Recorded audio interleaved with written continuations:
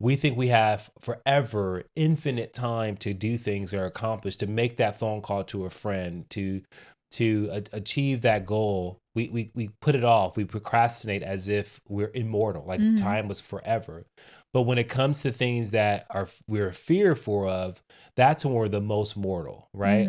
If I go in front of these people and speak, I'm going to die. Yeah. Like it feels like I'm going to die, right? Or if I make this huge choice, oh my God, it feels like I'm going to die, right? Or I can't do it. It paralyzes me with fear. And I think it just puts things in perspective of saying, hey, if you approach things like you're going to die, would it change how you respond and how quickly you do things?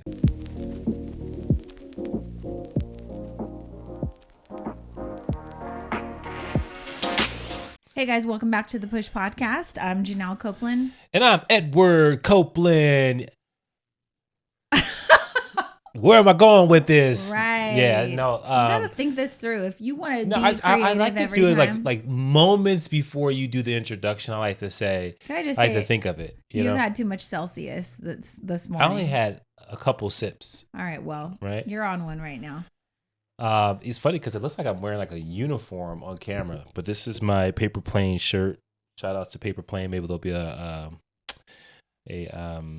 what are you saying sponsor right now? for the Push Podcast. Paper Plane's the clothing line.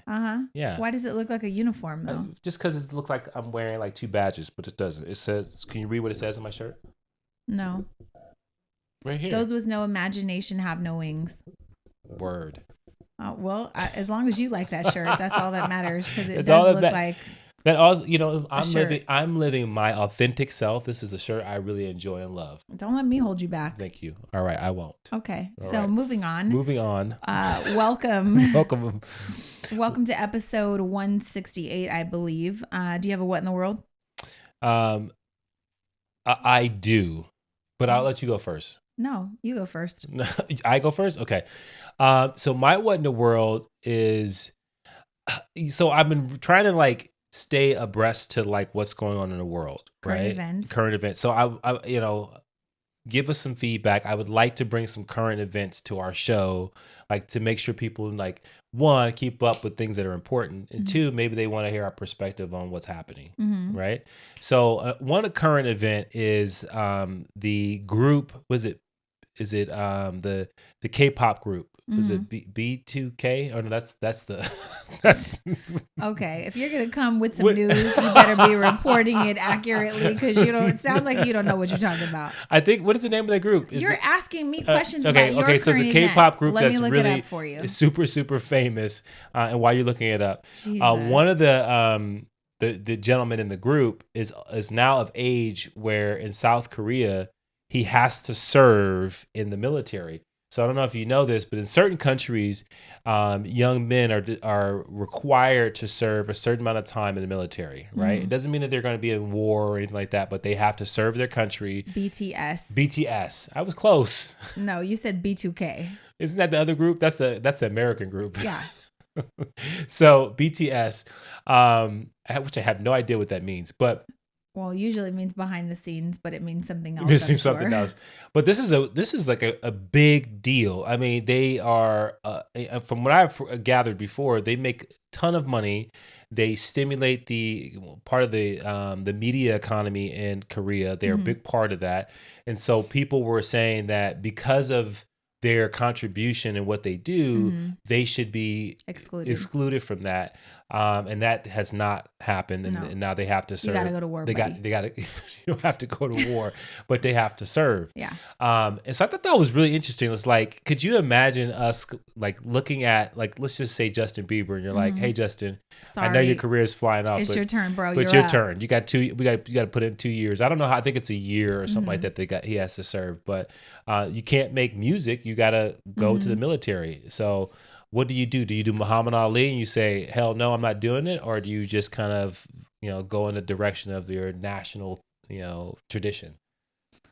Are you asking what I would do? Yeah, because I think when I mentioned it, you said, can you flee? Yeah, can I leave? The country? Because I said, well, how do they know if you're like in the country? Obviously, I'm born in Korea. I have to serve if I'm a male. But how do they know if I like was born in Korea, but now I reside in London? Like I have dual citizenship. So do they yank me out of London? Like, how does that work? Right. And you said, well, lots of Koreans are now moving to like America or another country, having kids so that way they have citizenship in that country so they don't get drafted for the military. No, what I'm saying is that people have moved here. And from what I have learned, even if you moved here and you had a young male son that moved out into the States at a young age, if they ever decided to go back and live in that city as a citizen in South Korea, they still would have to serve as some capacity. That's what I'm saying. Yeah. Well, how do you know if I left though? There's not a tracker? I'm sure that there's a way they know you leave the country. Okay, so is your what in the world the fact that this is the equivalent to us sending Justin Bieber to the military? It's like you got to do a year of basic training. You got to do a basic training. You got to learn how to use a weapon. Some would argue and say like it's your patriotic duty. Everyone has to pull their weight. You're not special. Wait, didn't Elvis do that? Went into the war? Well, that's when we had a draft. Right. Yeah. Okay. Yeah. It's the same thing. Right. Korea just has forever drafts. Right? Drafts. Right. Okay. So it's the same thing. I guess then America's not too far off. Yeah, but we don't necessarily draft anymore. And I guess you've come back with better music.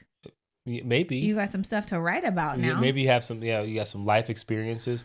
I just think it's interesting that like, in 2022, getting ready to be 2023, like this is still a thing, right? You like this is something that's important to them that I'm sure you break the law if you try to leave, or not do it.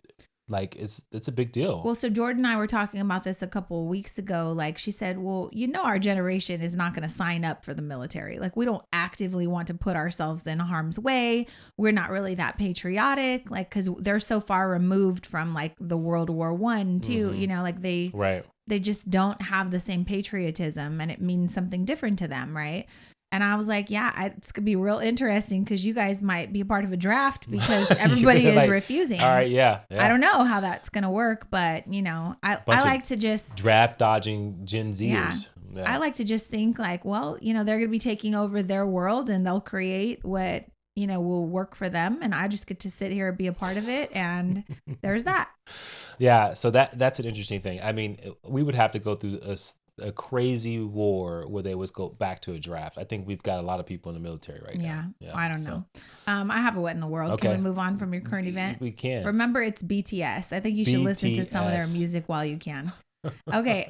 So my what in the world is I'm in the grocery store the other day and the guy who's second ahead of me, he's paying. He goes, oh, hey, by the way, can I get a lotto ticket?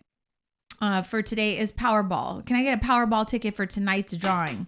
And he's very adamant about it. And so the lady says, okay, sure. He goes, make sure it's for tonight. Oh, right. Okay. So then he's only buying beer and his Powerball ticket, right? So she hands him his Powerball ticket and she says, here you go. Now you can drink and dream tonight. Drink and dream. Drink and dream. And I thought, that was thoughtful of her. You can drink and dream tonight. Oh my God. So he kind of chuckles about it. And then the guy goes next, that's in front of me. And he goes, actually, I'll take a Powerball ticket too. Make sure it's for tonight's drawings. Now this is two people in front of me. And I'm like, they must know something I don't know. Right. So I said, well, how much is the Powerball? He goes, oh, it's like $500 million or something. I always tell people you got to play to win. Right. So just, spend a couple bucks. I believe that you have to play to win. I said, so how often do you actually win? Yeah. Because do you play a lot? He goes, oh yeah, I play all the time. I don't win very much though. Like he goes, I never win on Powerball or Lotto, but I win on the scratchers. I was like, okay. And I'm just wondering for people listening, there's so much we could be spending our money on that has better odds of some sort of payout. But I remember when we were like super broke, it was like the only way out of this is to win Powerball, right? So I just thought, that was funny. And then I said, you know what, it's my turn. So I go up and I said, well, since they know something I don't, I'll take 5 Powerballs. Please make sure the drawing is for tonight. And she's like, okay. So that was that. I have one. What, did we win? No, I don't know. The tickets are still in my purse. Oh my God. But I mean, maybe we're sitting on $500 million. Oh my God. We could do a lot of things with the Push podcast if we are. So then here's my other what in the world. And I need a poll on this. I need to know. I think it may be a cultural thing. But I'm at Orange Theory. I'm at the gym, and the coach is welcoming people in. It's a group exercise. And the coach says, hey, we got new treadmills. We haven't quite worked out the kinks. Whatever you do not log in on the treadmill. He says this 18 times. This is before the class has even started. So, I'm on the treadmill next to Jordan. To my left, there's 2 empty treadmills. At the very last minute, the coach is still like shouting out, whatever you do, don't log into the treadmills. Please don't log into the treadmills. So these 2 people get on to my left. And the guy goes to log in, and I tell him, he said several times, don't log into the treadmills. He goes, oh, okay. Why?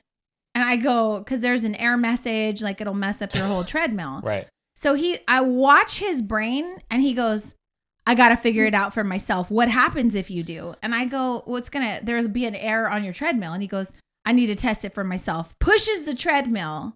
And all I could think of was anger. Like I don't know if I felt like I was in class and we were disobeying the teacher, right, but we're going against the rules simply because you want to see what happens. I just found that so strange.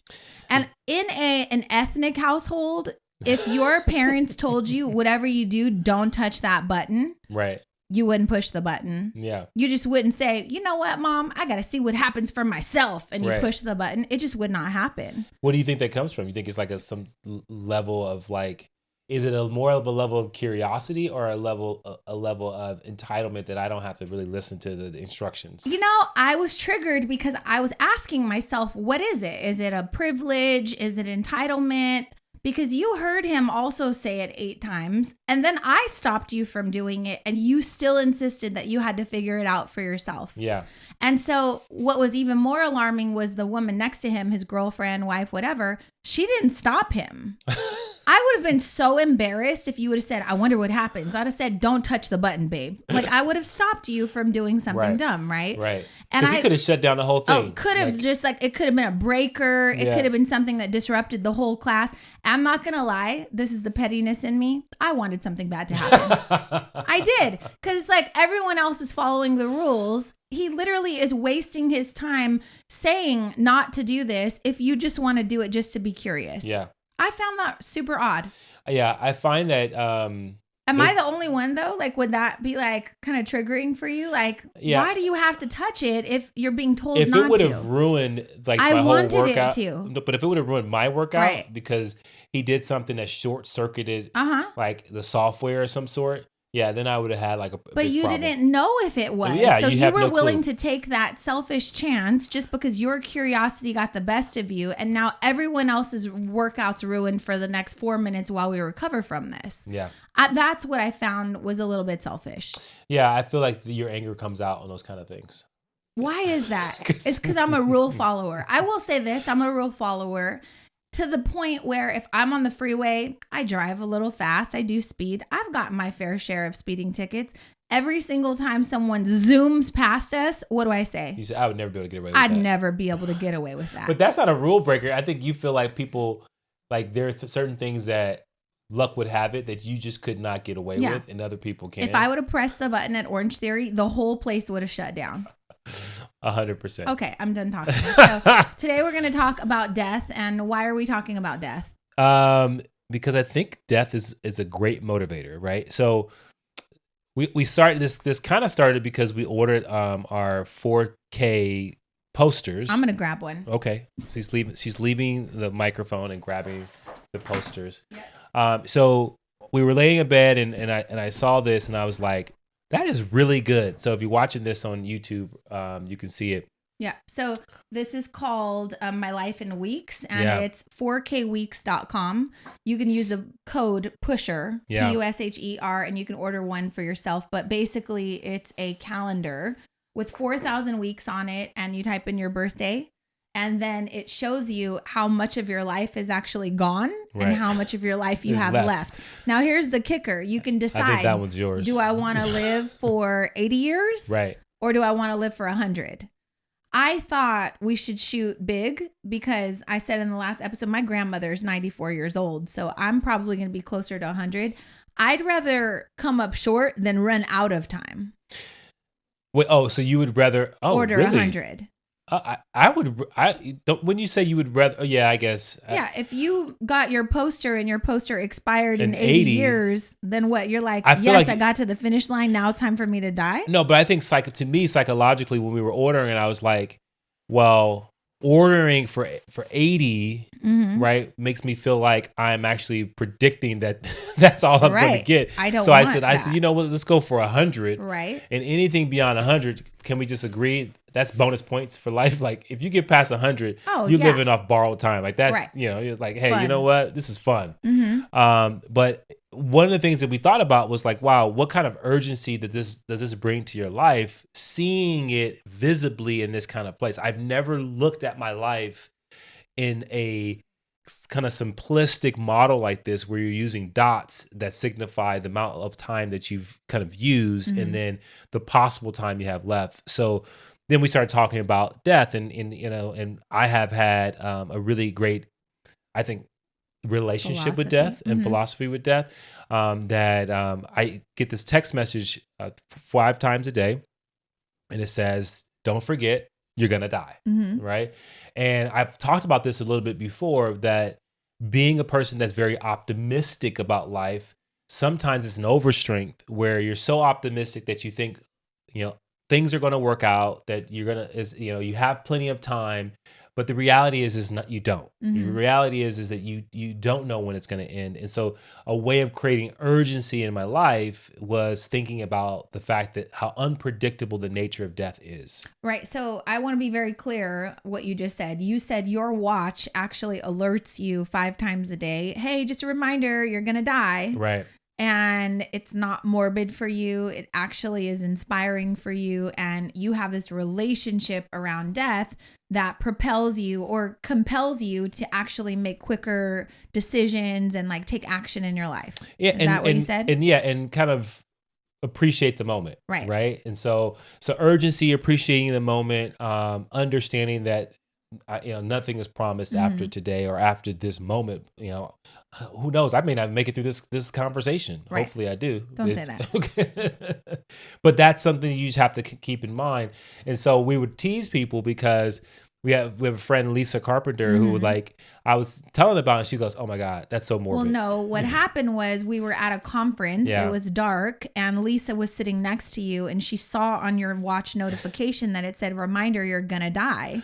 And she was like, "What in the hell is that?" So Eddie explains it to her. She gets emotional, like, I don't want to be reminded that I'm going to die, right? And so I guess the question to our viewers is like, how does that make you feel? Does it make you feel like you have an infinite amount of time? Does it to not think about it? Does it make you feel like, life could be very short, so you better speed it up? And that's kind of what we're talking about in this episode today. So we ordered these calendars from 4K Weeks, and basically it's a checkbox, right? So every Sunday, each box represents a week. Yeah. And they say on average, you'll live for 4,000 weeks. And mine's almost halfway gone.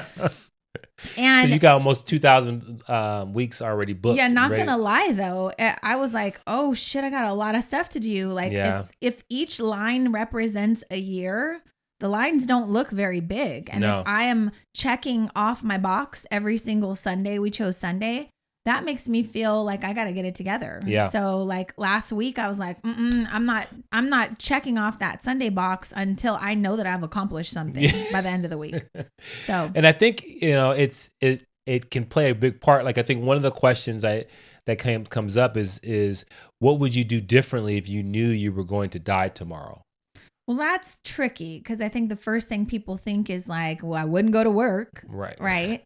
And I'd spend all the money that I have and, like I'd want to be with my family, and like we can't operate every single day like we're going to die tomorrow. Because let's be real, if I was going to die tomorrow, I would not be recording a podcast. You wouldn't? Right now. I'd be right here doing this because I love it. Get out of here. Right. We'd be vacationing somewhere with our kids, having a very special moment. So, but I think if you take it for like what the question is worth, right? Knowing that it's a good possibility you will die tomorrow? No, that you will survive for tomorrow. Okay. But understanding that, does that change how you interact with people? Does it change how you interact with your goals? Does it change how you interact with aspects of your life that you probably should take more time and be more thoughtful and more present with. Like, I think it would, right? There's this quote that says, we often act as if we're mortal we often act as if we're immortal when it comes to our goals and desires, but we act like we're mortal when it comes to our fears. Mm-hmm. And what it's basically saying is that we think we have forever, infinite time to do things or accomplish, to make that phone call to a friend, to achieve that goal. We put it off. We procrastinate as if we're immortal, like time was forever. But when it comes to things that we're fearful of, that's when we're the most mortal, right? If I go in front of these people and speak, I'm going to die. Yeah. Like it feels like I'm going to die, right? Or if I make this huge choice, oh my God, it feels like I'm going to die, right? Or I can't do it. It paralyzes me with fear. And I think it just puts things in perspective of saying, hey, if you approach things like you're going to die, would it change how you respond and how quickly you do things? So I think that's super important. What do you think like the biggest regrets are when people are on their deathbed and they're at the end of their life and you're kind of reflecting? I mean, I don't know if most people die with the ability to reflect or if they just die in their sleep and they didn't know they were going to die, or like, how do you think? I wonder what that statistic is. Do most people die probably not knowing that they're going to die, like suddenly, right? Right. Versus like, hey, I've been battling with cancer. I'm at the end of my road. Like, it's going to come at any moment. Yeah. I guess the question is, I wonder what percentage of people, because 100% of us will die, but I wonder what percentage actually have the ability to kind of think about and reflect on their life before they die. Yeah. That'd be interesting to know. Right. Because I think that it makes you think, like, would you want that?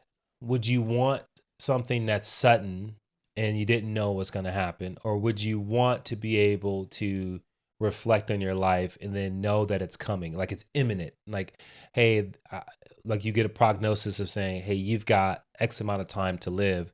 Would you prefer that, or would you prefer something very sudden? And I think most people, I know that I would probably want to be able to wind things down. Well, I wonder, like, if we took a poll, do most people want to know if you're going to die, like when you're going to die, or do you want to be surprised by it? Yeah. And I think the reason why I think most people would want to wind things down is because they want to know. They would want to know from us. I'm not saying, like, when we're talking about want to know, like, I don't want to know that I'm going to die, 45 years from now on this date. Mm-hmm. Like, I don't want that. Like, but if I know that I'm not doing well and I'm sick and they say, hey, you have 2 weeks to live, I would rather get that than like not know at all and just drop dead, in my sleep. Well, let me ask you a question. You have to pick one. Yeah. Do you want to know how you're going to die or when you're going to die? Oh, shoot. Either one. I don't want to know either. Either one you can't erase, you can't change. Like, it's inevitable. Like, so if I said you're going to die of cancer, knock on wood, you can't just immediately now, like, I'm vegan, I'm this, like, it's not going to avoid it. Okay. Like, this is God himself telling you. I think then when would probably be more beneficial to me. I'm so freaked out about this question. I asked it myself. I think I'd want to know how. But then I'm jacked up because it's like you get hit by a bus. Yeah. If God if God himself said, Janelle, you're going to die being hit by a bus. Yeah. But I can't avoid it. Every single time I cross a street, I'd be thinking about, is this the time? Is this the time? So I'd freak myself out. Yeah. You'd probably stay in the house and never go anywhere because you're like, yeah. But then, like, if you go, okay, well, you got to know the date, and it's like, oh, Janelle's going to die when she's 83 years old. Does that change how you approach it? Ooh, thank God I got some time, right? But then, like, he didn't tell me, well, you're going to die when you're 83, but for the last 20 years of your life, you're going to be like, okay. This is bad. This is bad. This is not what the episode's about. It's not about fearing death. No, it's not. But it's about embracing it and utilizing it because to your benefit. Because you mentioned in the last episode, like that's the one thing we have promised. Like, we know everybody's going to die. Now, trust me, there are advancements in technology that may even be coming to a place where that may not be the truth anymore, because of the fact that we have ways of rejuvenating cells, and we have that's gonna be forever from now, though. You'd be surprised. Is with that the things sacrilegious if you're like, you know what? I just decided I'm gonna opt out of that. I know that God has promised everybody on the planet that eventually they will die. But I'm going to just say, I think it depends on how you interpret religion. Like if somebody says that, hey, if God gave you the idea, then that was God's will for you never to die. But I do think that we get to a society where no one dies, and I don't think the society can sustain it. Do you think we will? I do think that we will be able to prolong our lives far longer than we are doing it now. And not only that, I think that we'll be able to reverse aging to a certain extent. Yeah. But with the advancements we have. So, but with now being the case that we are going to die, we're going to get old.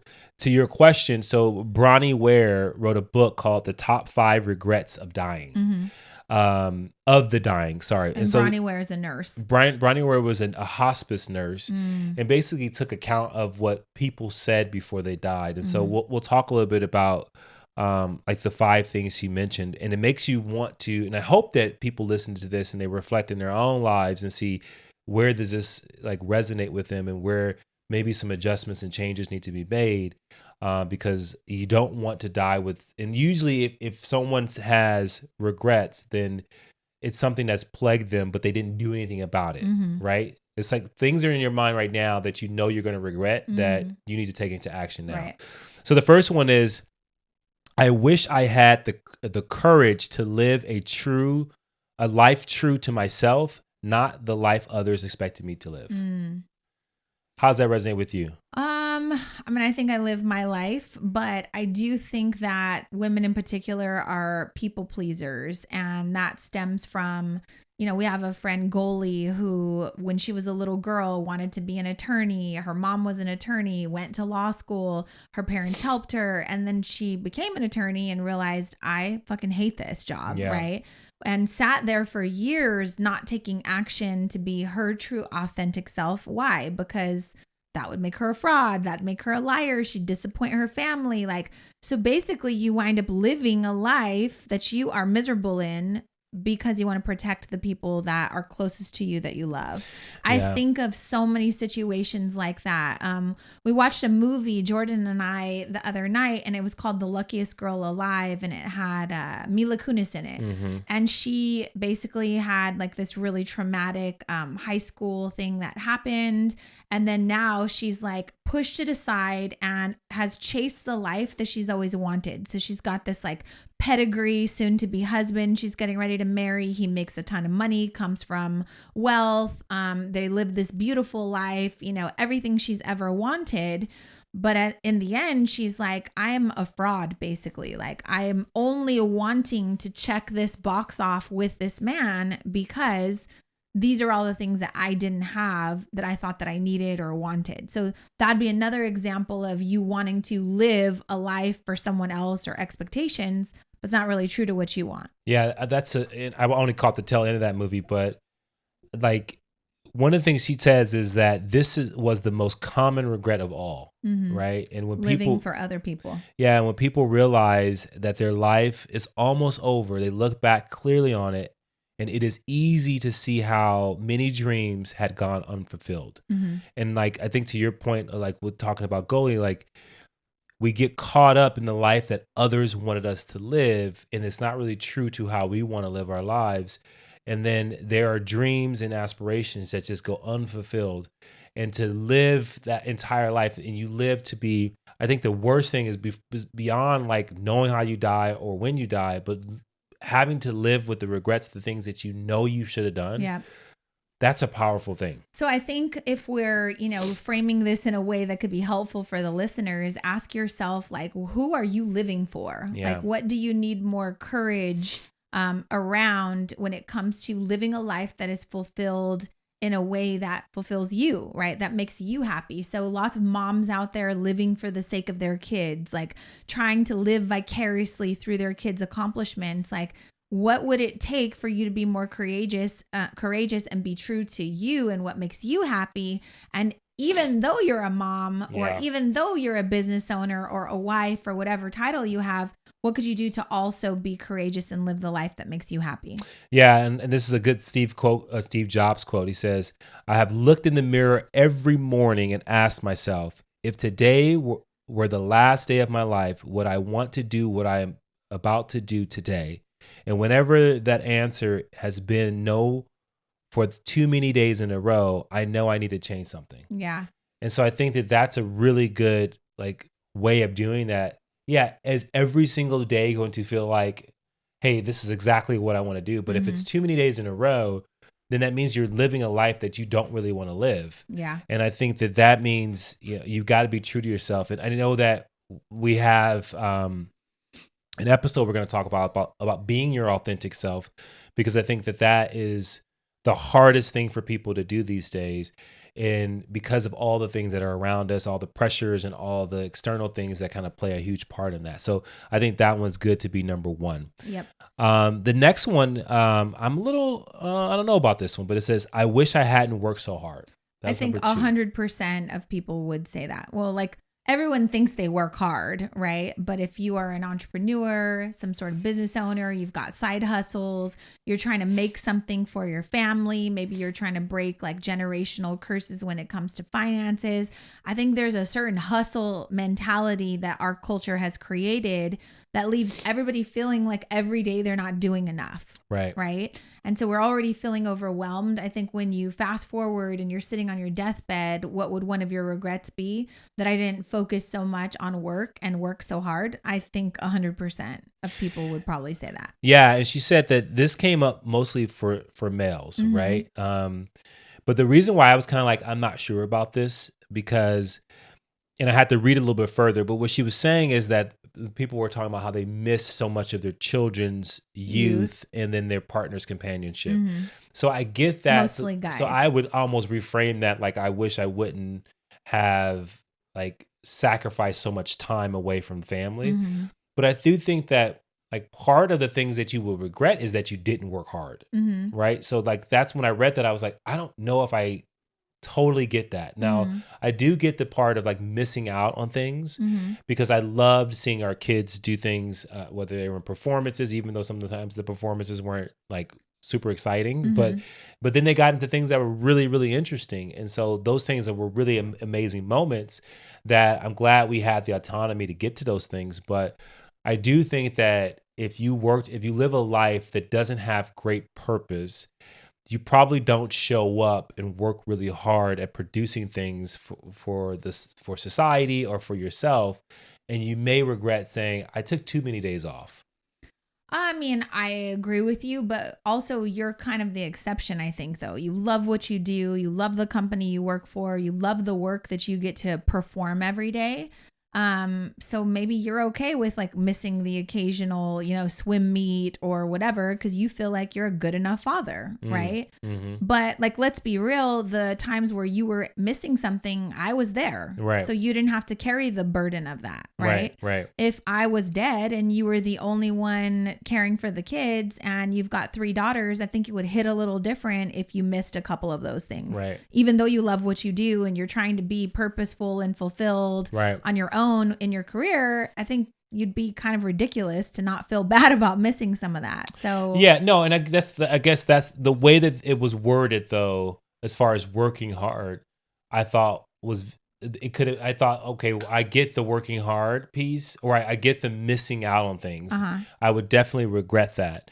What I'm saying is that I do think that if I did not work hard, I would regret not working hard because I knew that it meant that I missed out on opportunities or I didn't reach my potential. Well, I think this is a great conversation for why we're all so different, right? Yeah. Like for me, I have a tendency to be a workaholic. And so for me, it speaks to me and resonates with me. Like I've had to hire coaches to explain to me like, hey, just because you grew up from 0 to 30 in survival mode and that has worked for you, that doesn't mean you have to continue living in survival mode and constantly being a hustler, right? Whereas you said, you need to be reminded of death so that way you could be pushed to actually get some stuff accomplished. Right. I think that we're different people and different things are going to resonate with us, just like with our listeners, right? Yeah. Someone, like, it sounds to me like you gave 2 examples of top regrets. So one is I wasn't true to myself, didn't meet my life's expectations. That really resonates for you, right?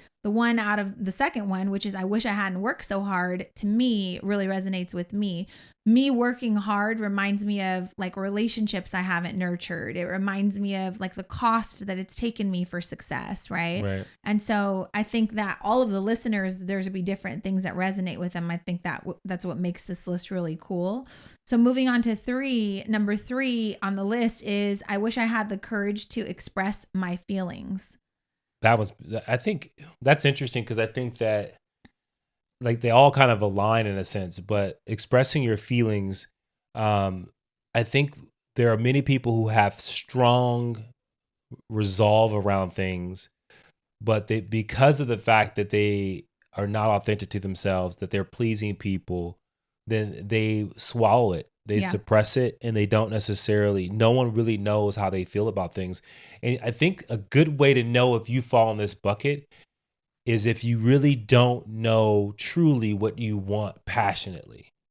Okay. And what I mean by that is this, is that sometimes like when you express yourself and you constantly express yourself, like you kind of discover what matters to you. Okay. And when you find out the things that matter to you, then I think you find out how you can make those things come more often or less often, right? So say if what matters to me is being able to provide for my family and create amazing moments, and I express the disappointment and I want that to happen more often, but maybe I'm not in a really good place, then I probably would show up differently because that emotion is something I express consistently, and it would hopefully move me into action. Where if I suppress it and I'm like, well, I just don't have it, well, and I don't express my feelings, then I probably don't get the thing that I want most. So again, you're going back to pushing yourself into hard work, and I'm going back into a different area, because for me, when I say I wish I had the courage to express my feelings, I think of all of the people out there who are people pleasers, who put their own feelings on the back burner in order to maintain peace with the people they love, right? So I'm unhappy with my husband. I hate the way he does this. That makes me feel this way. I hate that. I feel like my kids take advantage of me. I hate that I'm not courageous enough to start the business. I hate that, like all these feelings that you're suppressing because you don't want to rock the boat. You're a peacekeeper. You want to make everyone else happy. That's a miserable life. But I see so many women in particular living that life. Yeah. And I think that the definition here that was in the book that I think kind of expresses both what we're saying is many people suppress their feelings in order to keep peace with others. As a result, they settle for mediocre existence and never become who they were truly capable of becoming. Many developed illnesses relating to bitterness and resentment they carried as a result. Yeah, agree with that. Like, can you imagine you're sick because you're sick of not going after or expressing yourself? Like, I was talking to someone and they were so frustrated that tears were running down their eyes, and it was filled with frustration. And I asked them, I said, what is the opposite of frustration, right? And where does the root of this frustration come from? And they thought about all these different things. I said, but at the end of the day, where does it come from? And it comes from lack of communication. Yeah. Right? I hate Typically, we're frustrated because we have not communicated what we truly feel and express ourselves to others because of certain reasons like that. They want to keep the peace, or you want to please everyone. You want to put everyone first. And I think that's what you're speaking to as far as mothers. Like, I want to put everyone first. But at the end of the day, being bitter and resentful towards those people, is it worth it? Yeah. I mean, I think people think that there's like a badge of honor that you get for keeping the peace. Example would be, we've talked many times on the podcast about like marriage and like what's healthy for us. And that is renegotiating the contract, right? Like, hey, I started a business. I know I normally cook, but I'm going to need your help. So can you step it up, right? And for whatever reason, there are unspoken expectations in a marriage, in a relationship where one person's unhappy about something, but in order to maintain the peace and the harmony, they don't want to talk about it. Right. That has happened with us, with money. You don't want to talk about money because it makes you feel some type of way, but also like you're just trying to keep the peace. That's avoidance, right? So I think that this is a big one. And I do think that we need to be better communicators. But if people are telling you, like if Bonnie Ware is telling you, who's an author of a book, saying that most people on their deathbed said they wish they had the courage to speak up and express their feelings, I think that needs to be a lesson for us. Yeah, 100%. And I teach the girls, like, closed mouths don't get fed. People are not mind readers. They don't know what you need. Most often, when you're upset because someone's not giving you what you need, you don't even know what you need. Right. And so figuring out how to articulate that and, not be a closed mouth, I think would be something that you should strive to live like a more purposeful life. Yeah. Number 4, I wish I had stayed in touch with my friends. And you said that you've definitely been guilty of this. I've been guilty of this.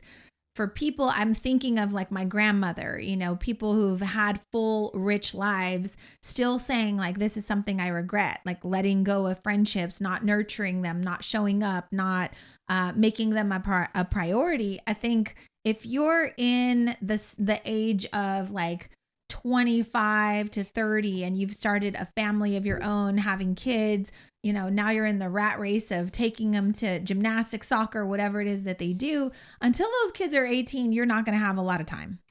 And so it's easy for you to not, be in the habit of nurturing relationships and showing up for relationships that are important for you. And I've been guilty of that for sure. Yeah. Yeah. And I think I've tried to, and I'm not always good at it, but I've tried to like really make sure that I don't let the kind of mental exhaustion of work and all the different things that we do take me away from having a bandwidth of space to say, hey, I need to reach out to these friends. Mm-hmm. I need to, have a conversation, or even some family members that I just need to make better choices when it comes to nurturing those relationships, because it's not easy. But I think you've gotten good at it this year. Yeah. I think prior to that, and the only reason you got good at it was because it was a commitment that you made to yourself. Yeah. So here you are in your 40s trying to get better. Good thing you got hopefully half of your life left, right?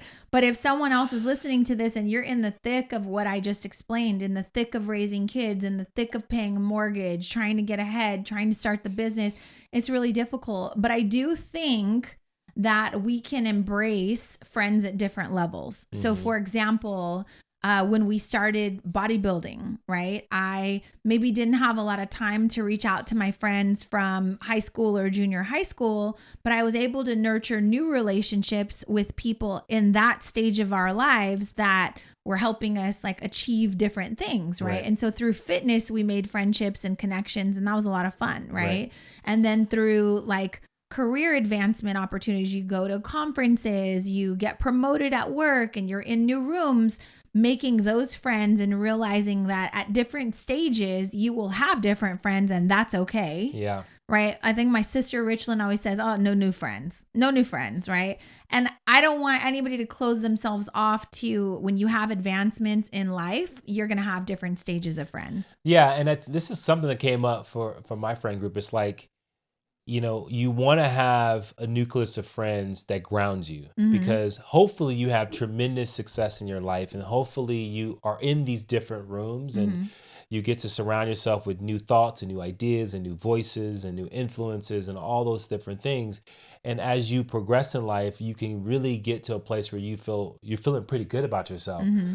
But the best thing is to get amongst a bunch of friends who knows people who knew like who you were, and mm-hmm. or they knew certain aspects of yourself that you probably don't take to work every day, mm-hmm. and they can ground you with jokes or references to the past of saying, don't get too ahead of yourself. Mm-hmm. Like, you're the same dude that did this. Right.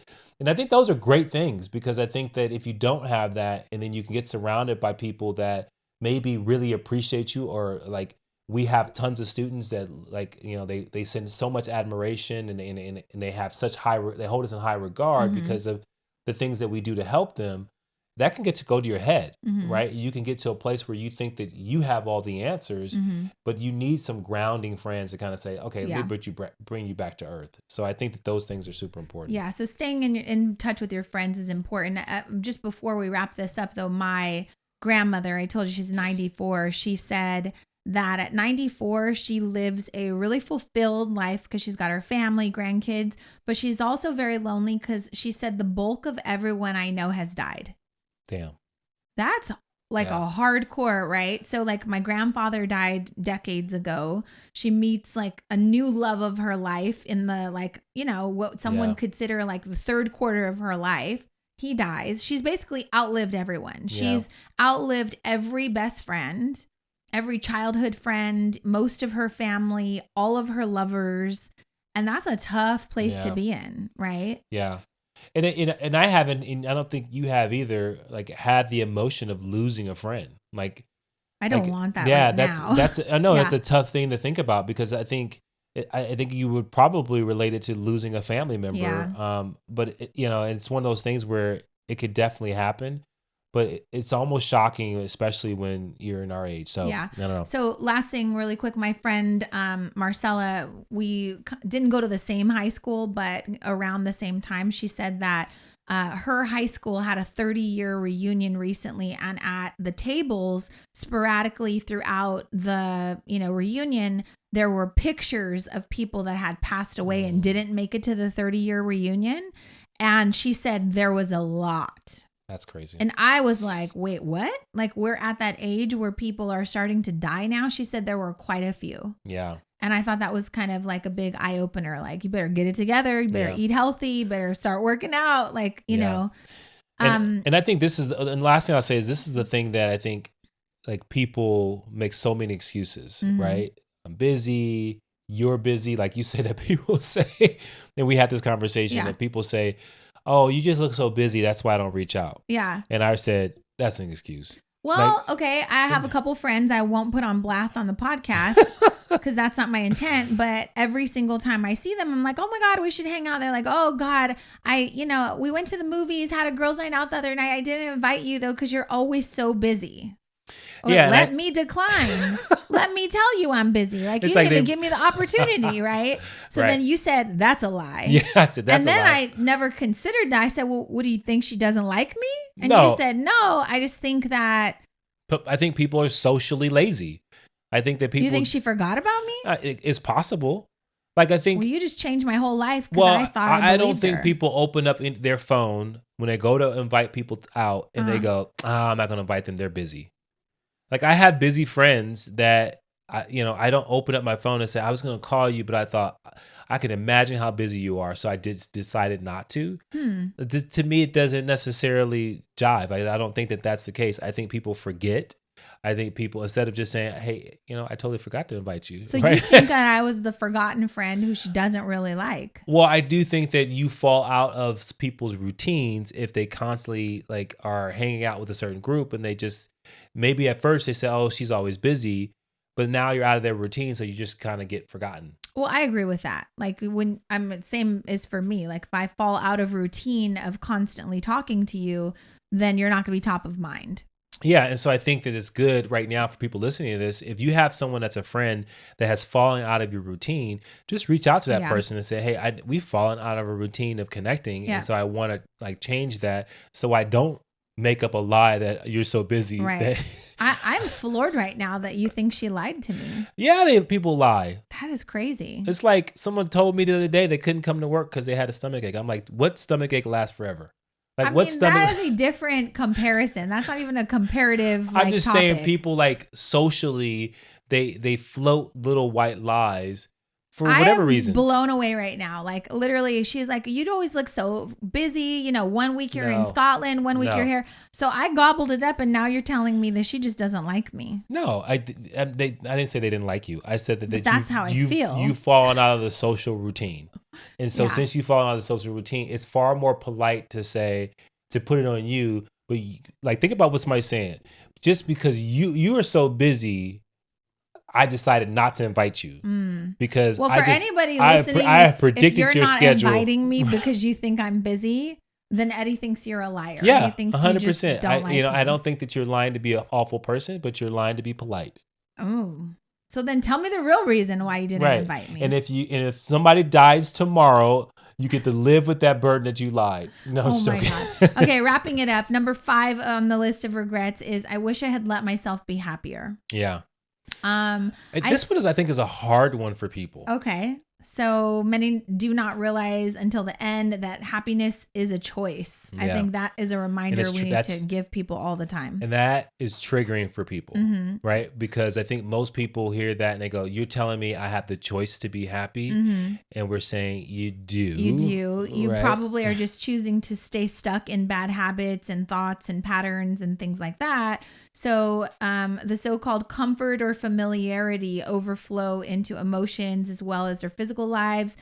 Fear of change maybe has you pretending to others and to yourselves. And basically you're just not content deeply, right? So you longed to laugh properly and have silliness in your life, but you just didn't do it. Yeah. And here's the thing. No one wants to take responsibility for the misery that they go through. And so it's easier and far more comfortable to blame the situation and the causes for how you feel this way. And because you've done that, there's no way you're going to take responsibility for your happiness, because then at the same time, once you say I take responsibility for my happiness, you're also on the adverse of that, you have to take responsibility for your sadness. Yeah, I mean, I can equate it to something funny that happens in my household all the time. For example, right before this podcast, I wanted to pour myself a cup of coffee. I go to take one of my mugs out and realize all of my mugs have been broken. That's a shame. And they're gone. And so I turned to my husband, who happens to be the only person in the house, and I said, this is why I hate living here.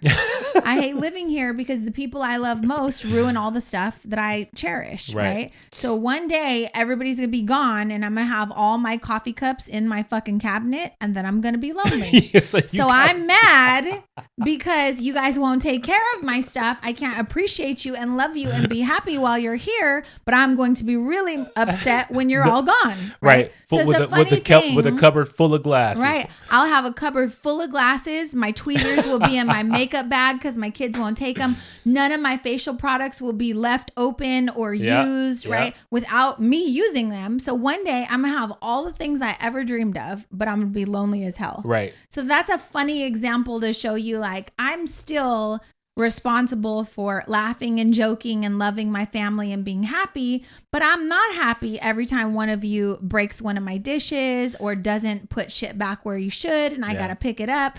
And that's a hard thing, I think, for like full-time moms that are caring and providing for a family. And it's a joke, but it's not. Like, it's a hard, any mom listening can relate to this. Like, I'm constantly shoveling out, home cooked meals, but no one does the damn dishes. Like, I asked Jordan the other day, why the hell do you take my spoons out of my house? I just want to know. I would never under any circumstances take my gold spoons out of the house to eat cereal from a styrofoam cup on my way to school. Just wouldn't do it. Why do you disrespect my spoons? And so it's a funny example to say you are in charge of your own happiness. But I don't think you realize that until the problems are gone or you're out of it or you've overcome it. And so find some humor in some things. Yeah. And one last quote I'll leave you with is good. It says, it takes a whole life to learn how to die. And I think that all these 5 things, when it comes to the things you regret, I think that it may take you a long time to kind of put them all together to get them to a place where you don't have them as a regret. But that means that you have to live a full life and think about all the different elements and be present in this world. And so this is why I think it's so important, because like sadness, regret, frustration, all of those emotions, every negative emotion that we feel is based on what has already happened. And so every time we feel those things, we are reliving them in our mind somehow. But at the same time of doing that, we are now removing the present moment from our consciousness. Yeah. Which allows you to be mindful around the relationships, being yourself, keeping, understanding your career aspirations, expressing yourself, right? Like attending to relationships, all those things now you can't do because you're constantly living in this place of sadness and depression. So I think that this is like thinking about death, I think helps move consciousness to the forefront so that you can live a life that's full. Yeah. How many more minutes do we have? Because I just want to speed around something with you real quick if we have time. We have like 2-3 minutes. Okay. When you die, do you want to be cremated? Okay, perfect. Do you have your things in order? Like if you die today, we know where money is. I know the answers to this, yes. But I'm asking the viewers, listeners now, like, do you have things in order, or does your death become a huge burden for those who love you the most? And then the last thing I'll say is like, you have to talk about what happens when you die.